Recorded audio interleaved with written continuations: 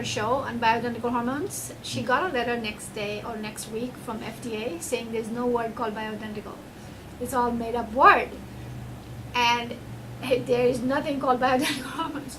So the point was is that yes, it is a new word that has been coined by the doctors who use these hormones. It's called bioidentical. And it means that it is exactly chemically the same structure as it is in the human body. So the hormone that you're actually giving to the person is the same hormone that the person already has. In other words, it's human hormone. So it's not a synthetic version where it is coming from an animals.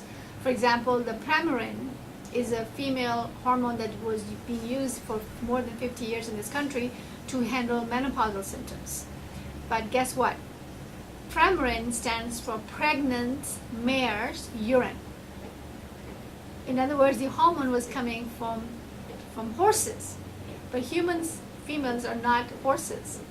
So obviously it acts as a synthetic hormone for a human body. So bioidentical, on the other hand, are hormones which are identical to human hormones.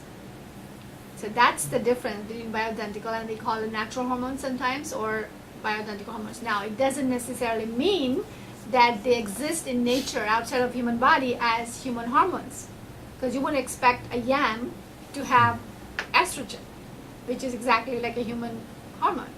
So what happens is that we use these plant bases, but then they are modified in the lab to make them chemically identical to human hormones.